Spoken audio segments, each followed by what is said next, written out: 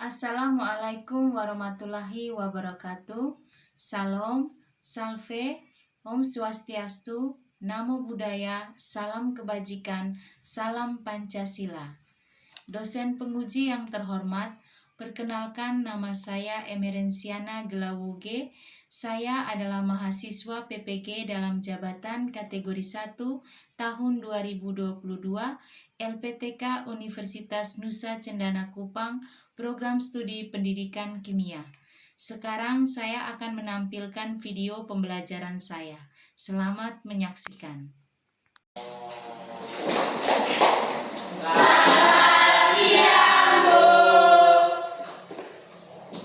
Oke, selamat siang untuk kita semua. Apa kabar kalian hari ini? Baik dan luar biasa. Mantap, bagus ya. Semuanya bersemangat. Baik, hari ini kita berjumpa kembali untuk memulai pelajaran kita. Ibu minta satu orang pimpin kita di dalam doa. Oke, kita silakan. Marilah kita siapkan diri dan maju kita berdoa. Mari kita berdoa dalam nama Bapa, dalam Tuhan, kami puji kini dan segala masa. Dalam nama Bapa. Silakan dulu. Terima kasih, Bu. Baik, hari ini siapa yang tidak hadir? Saya kasih tahu namanya. Ada apa tadi?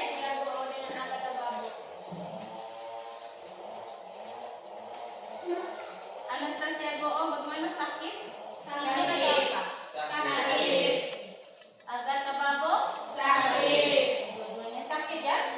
Baik ya. Kita doa untuk teman-teman kita yang sakit, semoga lekas sembuh dan besok bisa bergabung kembali dengan kalian ya.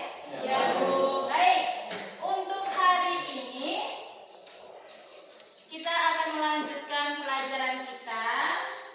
Materi berikutnya yaitu tentang perkembangan teori atom. Kita mau belajar tentang atom ya. Siapkan kamu punya buku catatan, alat tulis menulis.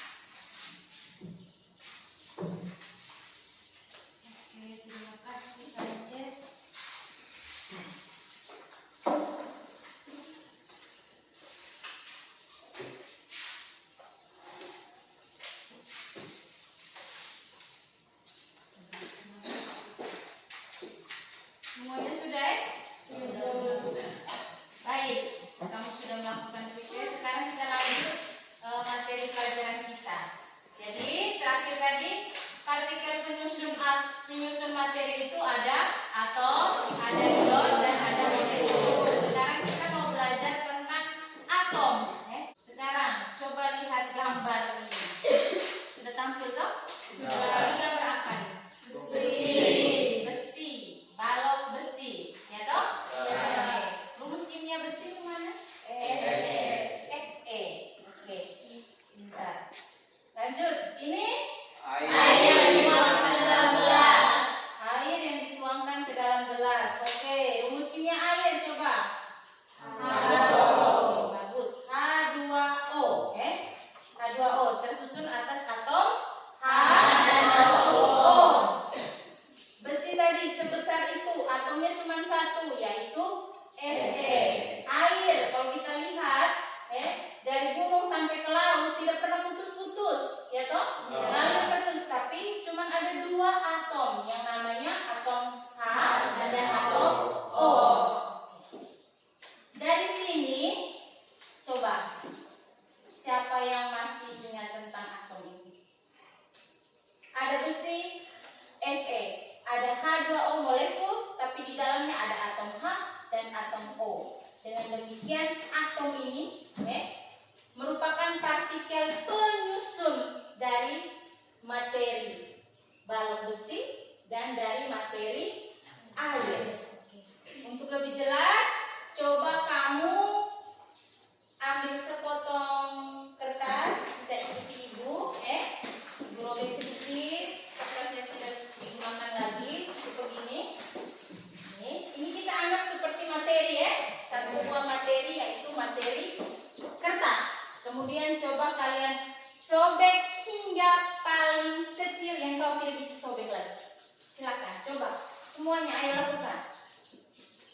Rizky, terus disobek terus sampai kau tidak bisa lagi robek.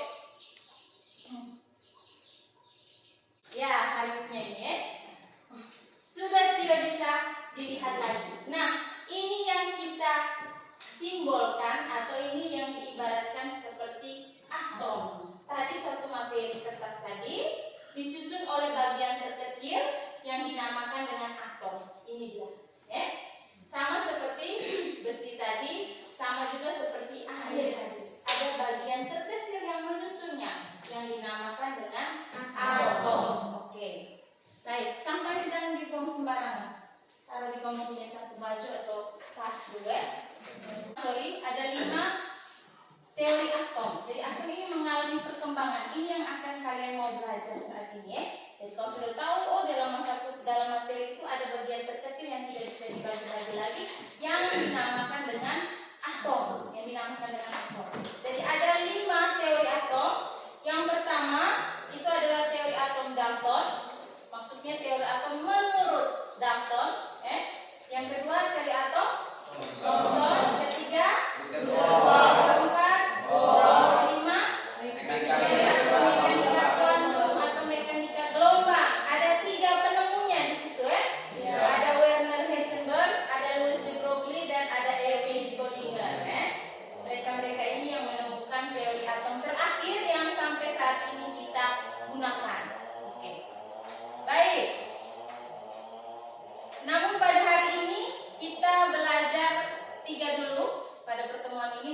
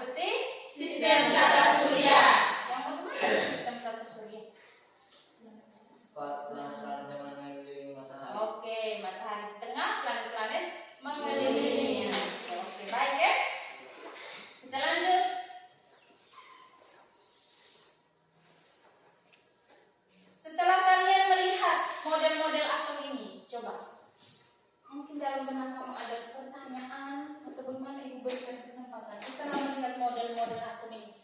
Dalton punya seperti itu, Thomson seperti itu, Rutherford seperti yang pada lalu. Ada yang mau bertanya setelah melihat model-model atom ini? Silakan. Saya. Oke, Weni, silakan. Ibu sama tanya Ibu, kenapa model atom Dalton bentuknya bulat saja? Oke, kenapa model atom bentuknya bulat saja? Terus, kau tidak bertanya juga untuk Thomson?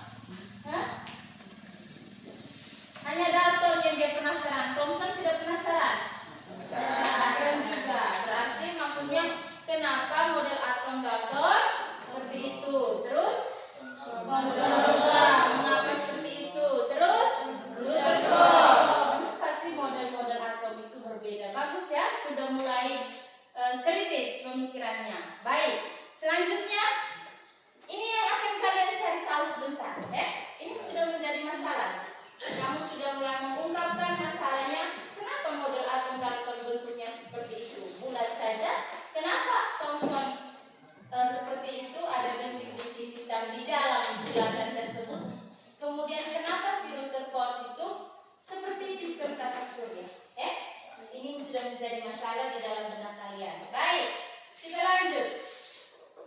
Oleh karena itu kita mau tahu apa yang mendasari model-model atom tersebut. Apa yang mendasari? Yang pertama, ini adalah teori atom Dalton.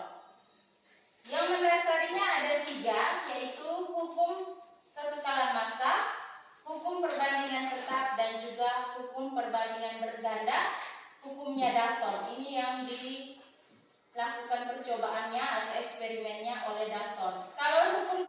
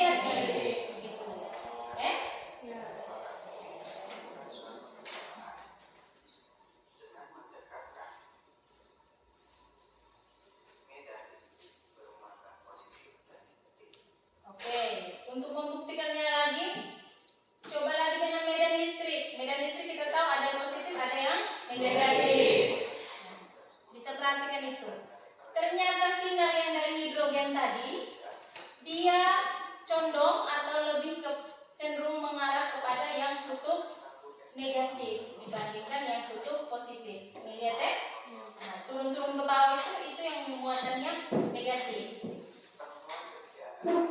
Dengan demikian disimbolkan bahwa ada satu partikel lagi yang dinamakan dengan partikel proton. Muatannya positif atau negatif? Positif. Oke. Rutherford berhipotesis jika atom terdiri dari partikel bermuatan positif dan negatif, maka sinar alfa yang ditembakkan seharusnya tidak ada yang diteruskan atau menembus lempeng tersebut, sehingga munculkan suatu istilah baru yang dinamakan inti atom. Dari hasil penemuannya ini dapat disimpulkan bahwa atom tersusun dari inti atom yang bermuatan positif dan inti atom yang bermuatan negatif, sehingga atom bersifat netral. Penemuan yang keempat yaitu penemuan neutron. Prediksi Rutherford Mengelilingi saja seperti tata surya, entah di mana-mana, pokoknya keliling saja. Ada inti dan elektron mengelilingi. Intinya isinya apa? Ada proton dan ada neutron. Yang bermuatan positif dan netral ada pada inti, sedangkan yang bermuatan negatif yaitu elektron mengelilingi inti atom. Oke. Baik. Dari sini, setelah kalian menyaksikan video tadi, kemudian mendengarkan penjelasan ibu, mungkin ada pertanyaan selain yang pertanyaan pertama tadi. Sudah ada yang bertanya bahwa ibu, kenapa model atom Dalton tuh harus seperti itu? Ulas saja. Kenapa model atom Thomson harus seperti apa tadi? Jambu biji. Kenapa model atom Thomson Rutherford seperti tata surya? Tapi setelah melihat ini mungkin ada pertanyaan lagi dari kalian. Silahkan, ibu beri kesempatan seluas-luasnya. Saya bertanya. Oke, Intan. Ibu, kenapa harus ada perubahan-perubahan model atom tersebut? Oke, kenapa harus ada perubahan-perubahan model atom tersebut? Kenapa tidak cukup dengan satu teori saja? Kenapa harus berubah terus-menerus? Mungkin ada yang bisa jawab? Ada? Ibu analogikan seperti ini. Intan, misalnya Intan mau ke sekolah, dia dandan, pakai baju yang bagus, pakai sisir rambut, pakai bedak.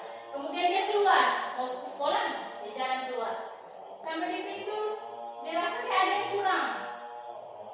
Ada yang kurang, dia balik lagi.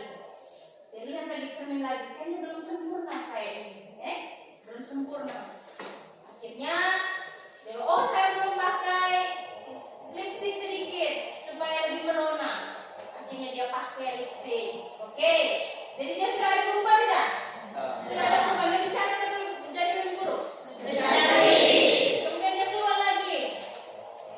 Setelah itu sampai di pintu dia rasa, aduh saya ini kayaknya belum ada, masih ada yang kurang. Masuk lagi, dia bercermin lagi. Apa kira-kira? Kira-kira apa lagi Intan? Setelah pakai lipstick bedak, mungkin, oh kurang parfum, saya bilang. Ya, kayaknya kurang wangi. Saya semprot parfum dulu biar tambah wangi. Nah, dari sini ibu mau menggambarkan bahwa harus ada penyempurnaan. Kalau dirasa kurang bagus, ya kita coba lagi supaya jadi sempurna. Begitupun dengan atom. Tadi yang pertama Dalton, ini belum sempurna ini. Ada kekurangan atau ada kelemahan. Makanya coba lagi. Muncul lagi perubahan. Setelah terjadi perubahan, ternyata ada kekurangan lagi. Maka dicoba lagi, dieksperimenkan lagi. Sampai benar-benar sempurna. Jadi dia sudah terasa cantik, Intan tadi sudah terasa cantik, baru dia ke sekolah. Seperti itu. Jangan lupa bawa dengan buku dan nah, siap ikut belajar. Seperti itu ya? Oke, nah itu yang akan kalian belajar. Apa sih kelemahan dari yang pertama, teori pertama? Apa sih kelemahan teori yang kedua? Dan apa sih kelemahan teori yang ketiga? Sampai muncul lagi teori-teori baru atau yang kita kenal dengan istilah perkembangan teori atom. Untuk itu, ini sudah ada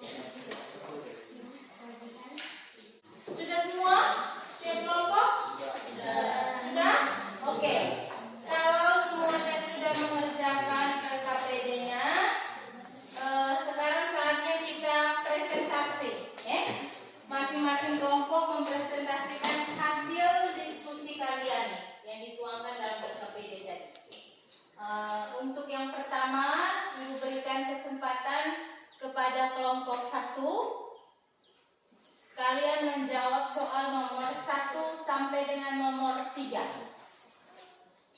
Sehingga semuanya kebagian. Tapi dikerjakan semua tuh tadi. Ya. Baik. Silakan yang kelompok 1. Siapa duduknya juru bicara? Ketua Inka, silakan. Berdiri ya, suara lantang supaya kami semua bisa dengar. Baik, selamat siang Ibu, selamat siang teman-teman. Selamat siang. Terima kasih atas waktu dan kesempatan yang diberikan kepada kami. Kami akan melaporkan hasil pekerjaan dari kelompok kami. Yang pertama, soalnya mengapa model atom Dalton berbentuk seperti bola pejal? Jelaskan berdasarkan fenomena alam dan hasil percobaan. Berdasarkan percobaan Lavoisier, hukum kekekalan massa yang menyatakan bahwa massa zat sebelum dan sesudah reaksi adalah sama. Tidak ada atom yang dimusnahkan dan tidak ada yang diciptakan. Yang kedua, berdasarkan percobaan Crouch, hukum perbandingan tetap yang menyatakan bahwa perbandingan massa suatu unsur dalam senyawa selalu tetap sebagai bilangan bulat dan sederhana. Hal ini juga menyatakan bahwa suatu atom sifatnya identik, massanya sama dan sifatnya sama. Yang ketiga, berdasarkan hukum pelipatan perbandingan Dalton yang menyatakan jika suatu unsur dapat berbentuk lebih dari satu senyawa dan massa satu unsur tersebut tetap sama, maka perbandingan massa unsur lain dan senyawa tersebut merupakan bilangan bulat dan sederhana. Hal ini ialah yang meyakinkan Dalton bahwa meskipun senyawa mempunyai jumlah unsur yang berbeda, namun perbandingannya selalu merupakan bilangan bulat dan sederhana. Dari ketiga hal tersebut, maka Dalton menyatakan bahwa atom merupakan bagian terkecil dari suatu materi yang tidak dapat dibagi lagi, seperti reaksi kimia hanya mengubah susunan atom, bukan menciptakan dan memusnahkan atom tersebut, sehingga model atom berupa bola pejal. Oke, silakan. Kelompok berapa nih? 1. Oke, silakan kelompok 1. Saat bertanya kepada kelompok 3, Ya. sebutkan kelemahan Rutherford. Oke, ditanya kelemahan dari Rutherford itu apa?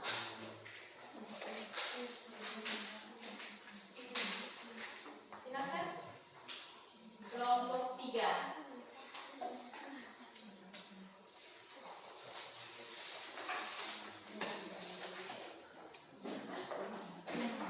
Silakan kelompok 3. Baik, saya akan menjawab pertanyaan dari kelompok 1.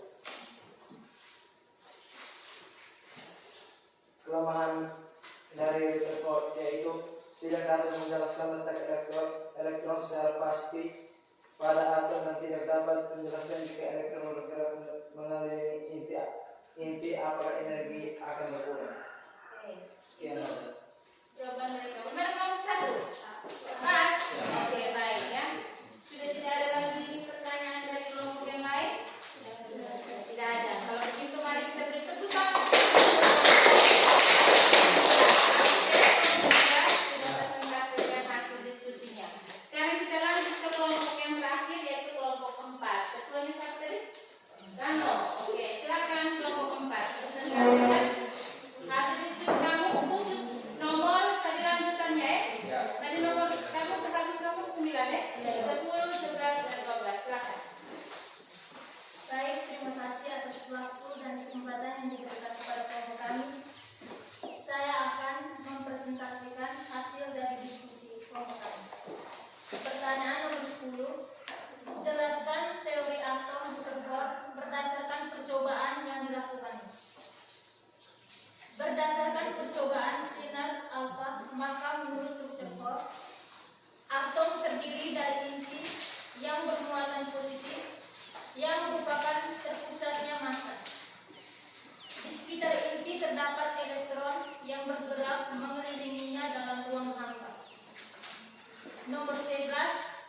Gambarkan model atom Rutherford. Oke, gambarkan model atom Rutherford. Ya, gambar papan tulis ya.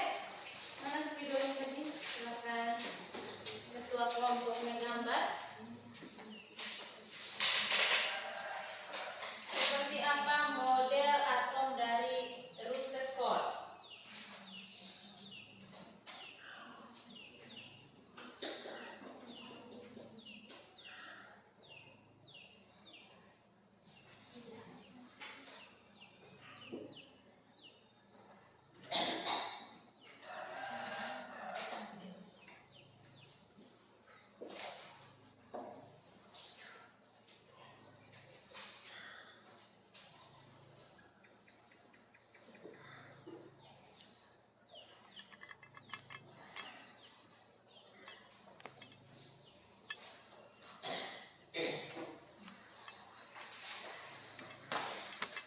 Oke, sudah?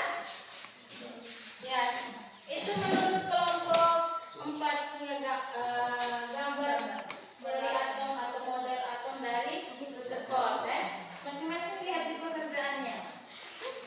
Lanjut. Nomor 12, uraian kelebihan dan kelemahan model atom Rutherford. Oke, kelebihan dan kelemahannya ya. Sebenarnya ditanyakan kelompok 1 tadi ya. Yang pertama, kelebihan teori atom Rutherford. Dapat menjelaskan letak partikel, elektron, dan proton dalam atom. Yang kedua, kelemahan teori atom Rutherford. Tidak dapat menjelaskan mengapa elektron yang bermuatan negatif tidak jatuh atau tertarik ke inti atom yang bermuatan positif. Oke, baik. Sudah? Sekian dan terima kasih. Ya, terima kasih. Silakan kelompok lain untuk Mungkin dari teman kelompok lain memberikan pertanyaan atau sudah. Oke, sudah diberi kesempatan untuk bertanya. Silakan.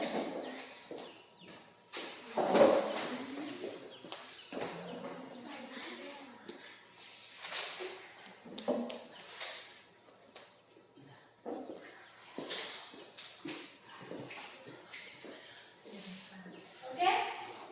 Kelompok mana yang mau bertanya untuk presentasi kelompok 3 tadi? Kelompok 4 ya? Silakan. Kelompok mana? 3. Oke, silakan.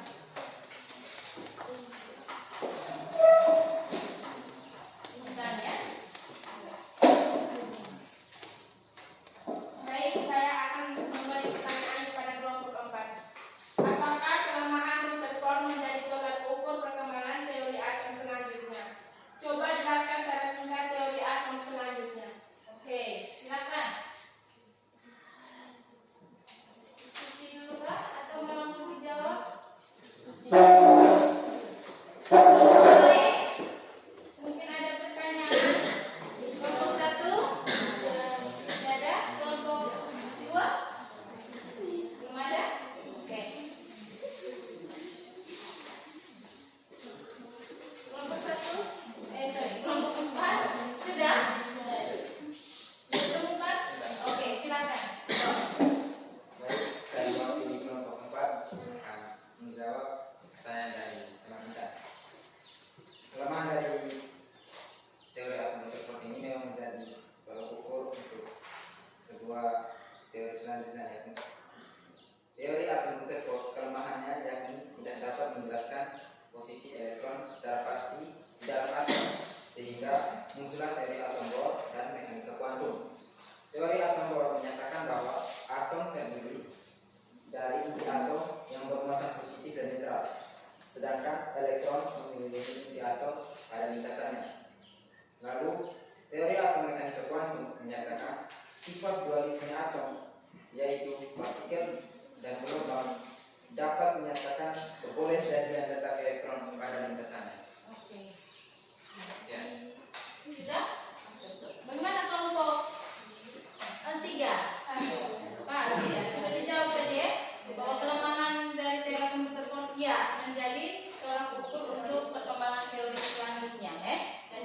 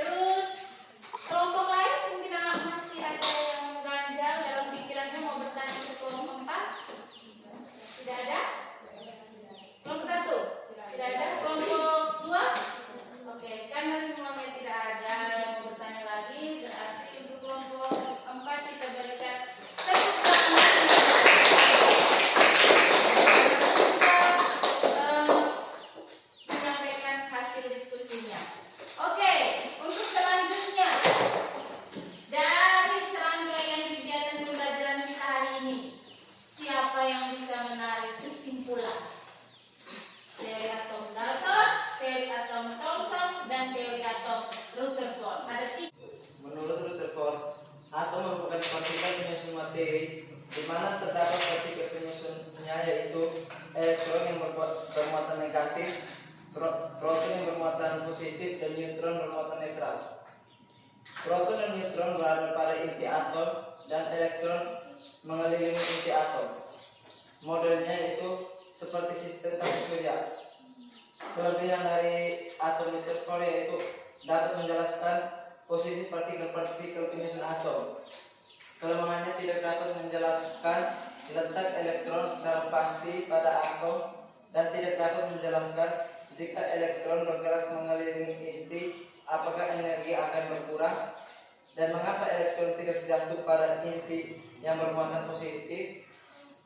Hal yang mendasari atom Rutherford yaitu percobaan lempeng emas. Partikel alfa ditembakkan pada lempeng emas. Ada sinar yang diteruskan, ada yang dipantulkan, dan ada yang dibelokkan, yang menyatakan adanya partikel penyusun atom lain selain elektron yaitu proton dan neutron. Oke, baik ya. Bagus untuk semua yang memberikan kesimpulan. Eva, Inka dengan Sanchez. Kita tepuk tangan dulu untuk mereka. Jadi yang kita pelajari hari ini yang pertama tadi teori atom Dalton. Dalton menyatakan bahwa atom itu merupakan bagian terkecil dari suatu materi yang tidak bisa dibagi. Modelnya seperti bola, bola pecah, bola yang padat. Kemudian kelemahannya yaitu dia tidak bisa menyatakan adanya partikel di dalam atom. Tetapi kelebihannya dia adalah teori pertama. Ingat itu teori pertama tentang atom. Kemudian yang mendasarinya apa? Hal yang mendasarinya ada 3 percobaan. Apa saja tadi? Hukum Lavoisier, apa lagi? Hukum Proust, perbandingan tetap, dan hukum perbandingan berganda. Ini yang menyatakan atau yang mendukung teori atom dari Dalton. Selanjutnya teori atom Thomson. Thomson menyatakan bahwa atom itu merupakan muatan positif. Kemudian di dalamnya tersebar elektron, muatannya negatif. Oke, modelnya seperti apa? Dua jam